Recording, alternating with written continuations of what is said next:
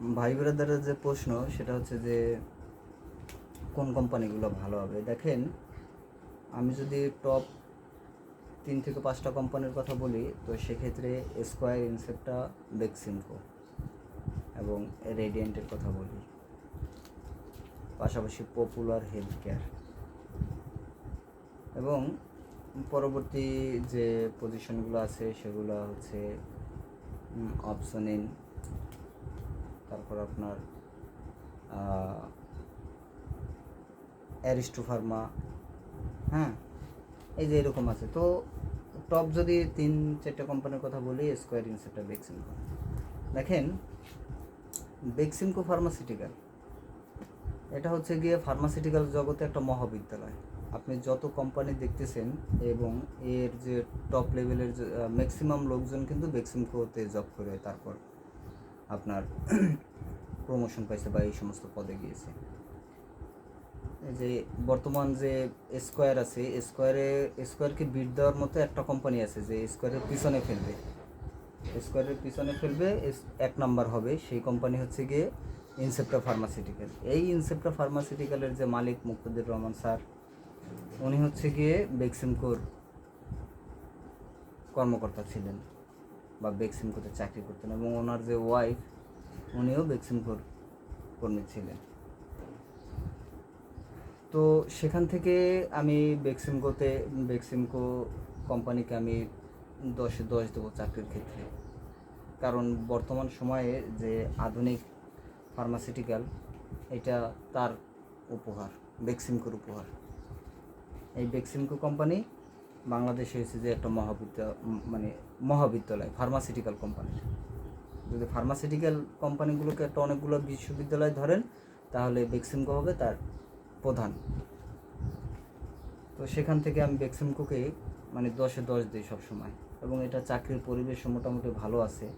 কর্মীদেরকে চাপ দেয় না বলতে, সব কোম্পানিতেই চাপ আছে, কিন্তু কি করবে, এখন মনে করেন সে অনেক পুরনো একটা কোম্পানি, এখন তাকে যদি মনে করেন এই ইনসেপ্টটা তাদের চাকরি করছে, এখন সেই ইনসেপ্টটা যদি তাদেরকে মনে করেন পিছনে ফেলে একে চলে যায়, বা অন্য অন্য কোম্পানি বেক্সিমকোর পর শুরু করছে বা বেক্সিমকোতে কর্মীরা চাকরি করছে, সেই কর্মীদের মনে করেন নিয়োগ দিয়ে এখন তাদের ফর্মুলা থেকেই মনে করেন বেক্সিমকো পিছনে পড়ে যাচ্ছে আর আদার্স কোম্পানিগুলো আগিয়ে আসছে।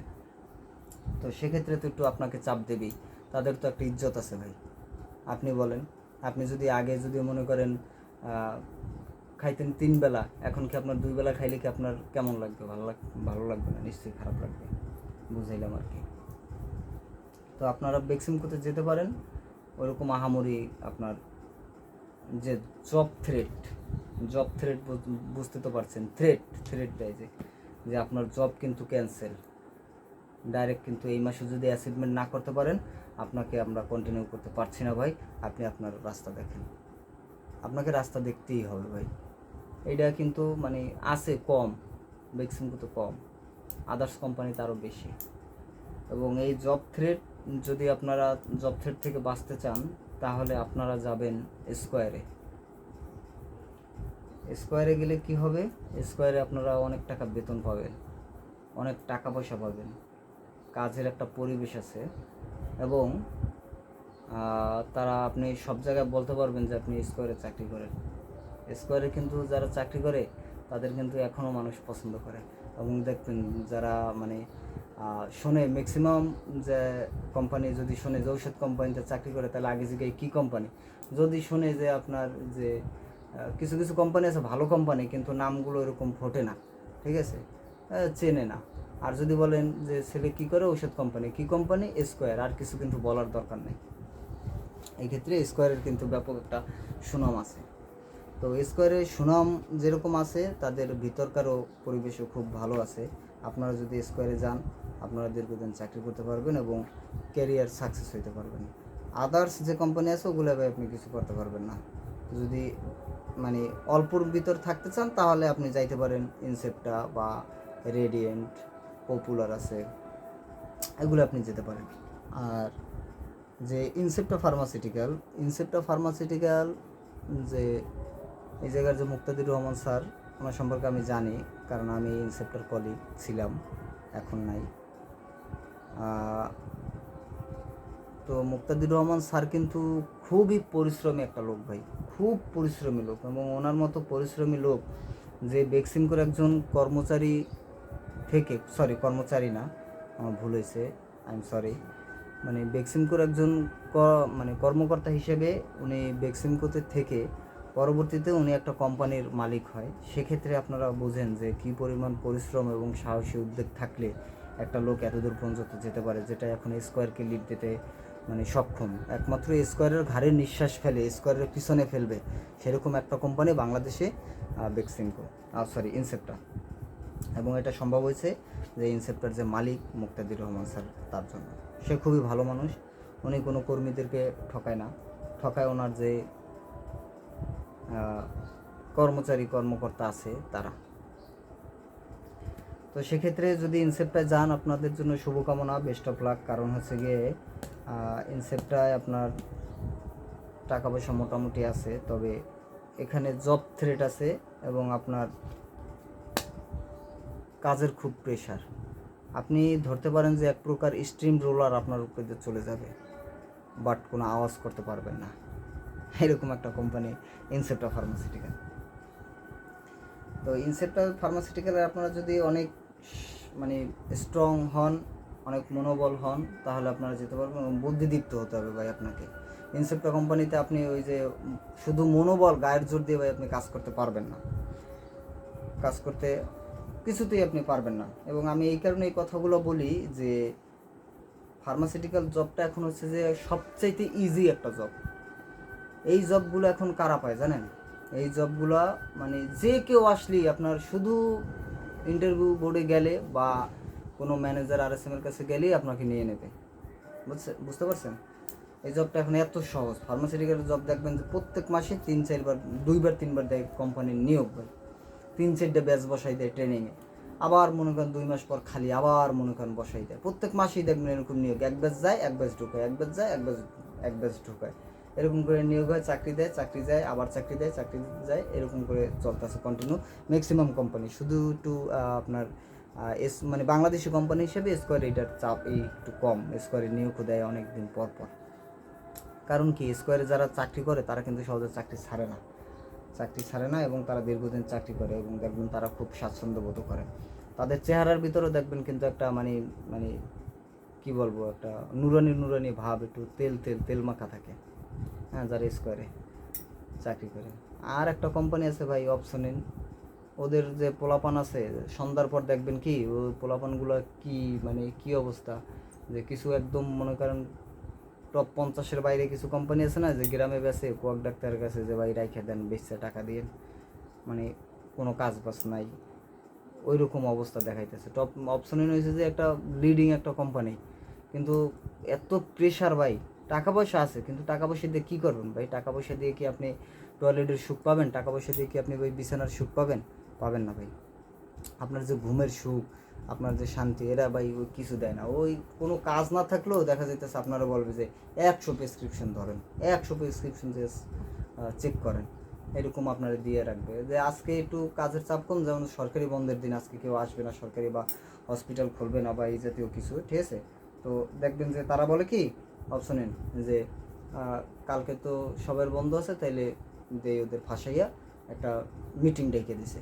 এই মিটিং সকাল হইতে রাত্র পর্যন্ত, যেহেতু এটার সাফার হয়, RSMরাও সাফার হয়, ম্যানেজাররাও সাফার হয়, কিন্তু ওই যে উপরে যে একজন বসে রয়েছে, মানে কোম্পানির কলকবজা লাগতেছে, কলকাঠি নাড়াচাড়া করতেছে, উনি তো বাসার ভিতরে এসির ভিতরে বসে আর কি বলতেছে। আর উনি ঠিকই যে মনে করেন আপনার বউ বাচ্চা নিয়ে মনে করেন 300 ফিট ঘুরতে যায়, হ্যাঁ, হাঁসের মাংস খাই আসে। এটা শুধু অপশনের না ভাই, ম্যাক্সিমাম কোম্পানিতে এরকম হয়, অনেক কোম্পানিতেই আছে ভাই, আরও কোম্পানি আমি দেখছি ভাই।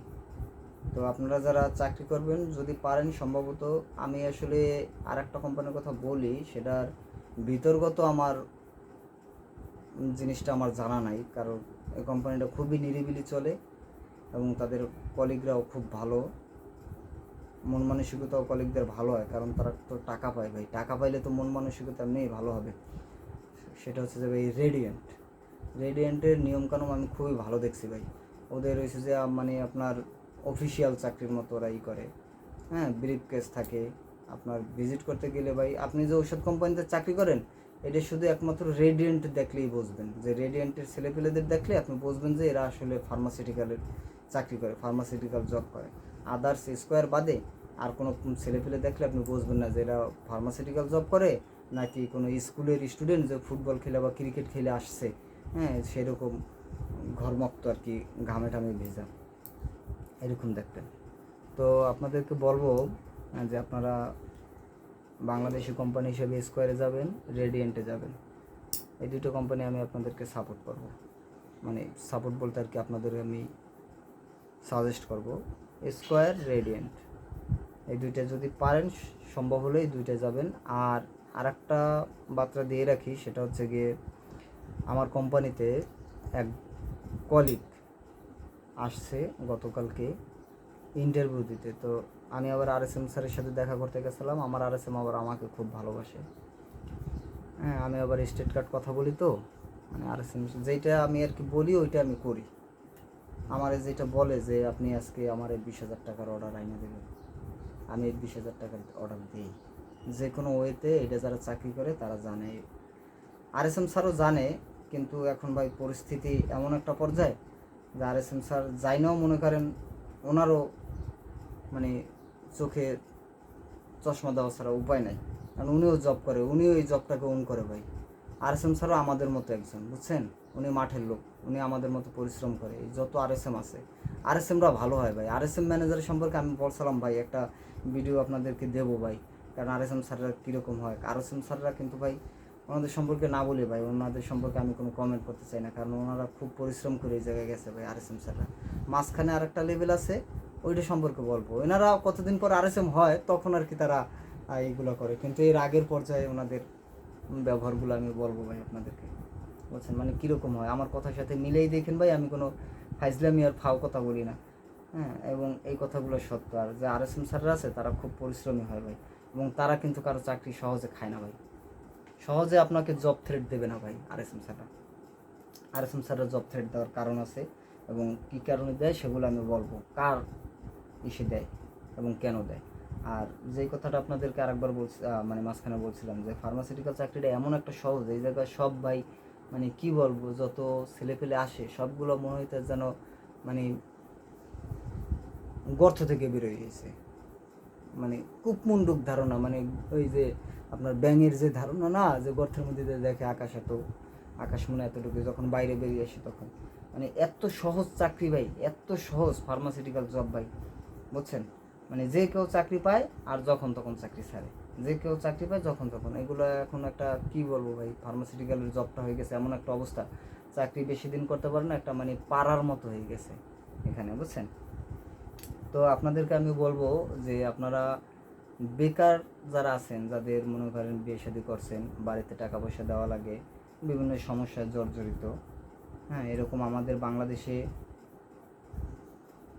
মানে বেকারদের মধ্যে মনে করেন আমি তো দেখি ভাই 90% ছেলেপেলে এরকম, আর 10% একটু বড় লোকের ছেলেপেলে আছেই আছে, কিন্তু 90% ছেলেপেলেই মনে করেন এইরকম সমস্যায় জর্জরিত। বাংলাদেশের যে এখন বর্তমান অবস্থা, বা কম বেশি হবে ভাই সেটা আমি জানি না, তবে আমি 90%ই ধরছি, কারণ যারাই ফার্মাসিউটিক্যালে জব করতে আসে ভাই তাদের কি দেখছি সমস্যা। প্রথমে কয়েকদিন ভাবভুক দেখায় যে আমি ভালো, আমি এইগুলো পারবো, কিন্তু লাস্ট পর্যায়ে যাই দেখি ভাই, মানে আমি তো বুঝতে পারি ভাই, আমি তো অনেক দিন যাবত ফার্মাসিউটিক্যালে জব করি, আমি বুঝতে পারি যে আসলে সমস্যাগুলো কী। তো প্রথমে একটু ভাবটাপ দেখাই, আবার আসে ভাই কী করা যায়, এই সমস্যা এই সমস্যা। তো তাদের দেখলে আমার আবার মায়া লাগে ভাই, আমি তাদেরকে হেল্প করি ভাই, বুঝছেন। আমি আমার ফোন নাম্বার দিয়ে দিই, অন্য আদার্স অন্য কোম্পানির, আমার কোম্পানিরও না, তো ওই তাদেরকে আমি হেল্প করি। তো যেই ছেলে আসছে সেই ছেলে হয়েছে যে আমার কোম্পানিতে ইন্টারভিউ দিতে আমি এসেছিলাম, আমার RSM ইন্টারভিউ নিচ্ছিল, তো আমি পাশে দাঁড়িয়েছিলাম। তা ওর কথাবার্তা শুনলাম, ওর বেতন সাথে একদম কম ভাই, বুঝছেন, ওই বেতনে ভাই চাকরি করে না, মানে কি বলবো ভাই, এত কম বেতন। বেতনের কথা শুনে আমি যে অবাক হয়ে গেছি, এত কম বেতনে কীভাবে চাকরি করবে। আর RSM স্যার এইটা কীভাবে একটা ছেলের এই এত কম বেতনে অফার দিল, মাত্র ভাই 20,000 টাকা বেতনে অফার দিছে, আরও আদার্স নিয়ে 30,000 টাকা পড়বে। তো এই বেতনের চাকরিতে সে কি করবে। তো আমি আবার ইন্টারভিউ শেষে আমি আবার যাচ্ছি তা আমারে ডাক দিল যে ভাই আপনি তো অনেকদিন চাকরি করেন, এখন কী করবো ভাই বলেন, আপনি তো মনে হয় অনেক পুরান কলিগ, এখন আমি কি করতে পারি। তা বললাম যে ভাই আপনার আগের কোনো এক্সপিরিয়েন্স আছে কিনা। তো বললো আমি ভাই আগে এক্সপিরিয়েন্স বলতে আমি নিপ্রো জিএমআইতে 4 বছর চাকরি করছি। আমি কই তা তো অনেক দিনই চাকরি করছেন আপনি, মোটামুটি এক্সপিরিয়েন্সও ভালো আছে। এখন ওর মেইন সমস্যা হচ্ছে যে ওর বয়স শেষ, ওর বয়স 34 চলে। তা আমি বললাম কি ভাই, এখন আপনার যেই বেতনের কথা বলছে আপনি একটু রিকোয়েস্ট করেন স্যারের কাছে, রিকোয়েস্ট করার পর দেখেন কি বলে। যদি উনি কোনো সবুজ সংকেত দেয় আর কিছু বাড়াবে তাও আপনি ঢুকে যান, আর যদি কোনো কিছু নাও দেয় তাও আপনি ঢুকে যান। তারপর আপনি ঢুকে ভাই তারপর একটা কিছু খোঁজেন। কিন্তু ভাই আপনি বেকার থেকে ভাই আপনার যে মানে আরও অনেক সমস্যার কথা বলছে মাঝখানে, চা খাওয়াইলাম। তো সমস্যার কথা যে বলছে আমি বলছি যে ভাই আপনি আপনি বইসা না থাইকা আপনি ভাই কোম্পানিতে ঢোকেন ভাই, আপনি ঢোকেন, আপনি আমি এসে হেল্প করব। যদি আপনার মনে হয় যে আপনি এই কোম্পানির চাকরি ছাড়িয়ে দিয়ে অন্য কোম্পানিতে যাবেন, সেক্ষেত্রে এই নতুন টেরিটরি আমি আপনাকে হেল্প করব ভাই, আমার সাথে অনেকের সাথে পরিচয় আছে, আমি আপনাকে হেল্প করব। তবে আপনি ভাই বসে থাকেন, এতটুকু আপনার কাছে রিকোয়েস্ট। তা ভাই রে দেখলাম একটু মানে দীর্ঘশ্বাস ফালাই একটু দেশে মানে একটু আশা পাইছে যে ভাই এটাই মাইনে নিতে হবে, কপালের দীর্ঘশ্বাস ফালায় মানে এটা কপালের লিখন। তো সেক্ষেত্রে বলবো যাদের বিভিন্ন ধরনের সমস্যা আছে, বেকার আছেন, তারা বসে থাকেন না, যে কোনো একটা ফার্মাসিউটিক্যালে ঢোকেন। যত ফার্মাসিউটিক্যালের দোষ থাক গুণ থাক, এই জায়গায় আপনাকে প্রাথমিক পর্যায়ে একটা চাকরি দিচ্ছে, আপনাকে একটা মানে বেঁচে থাকার একটা অবলম্বন আপনি এই জায়গা থেকে পাচ্ছেন, একটা মানে আপনার জীবনের একটা বাতি হঠাৎ করে একটু জ্বলে উঠলো ভাই। ঠিক আছে, হেলাফেলা করেন না, ঢোকেন, তারপর অন্য কিছু করতে পারবেন ভাই। ফার্মাসিউটিক্যালটার এই গুণটা আমি বলি ভাই, আপনি প্রাথমিক পর্যায়ে একটা চাকরি পাবেন ভাই, একটা স্যালারিও পাবেন। অত্যন্ত ভাই আপনি ঢুইকা তারপর আপনি চাকরি করেন, 1 বছর করেন, 6 মাস করেন, যে কয়দিন করেন আপনার ইচ্ছা মতো আপনি কইরা, তারপর আপনি যদি অন্য জায়গায় পান বেটার অপশন, আপনি চলে যান। কিন্তু ভাই বসে থেকে ফ্যামিলি নিজের কারো ক্ষতি করেন না।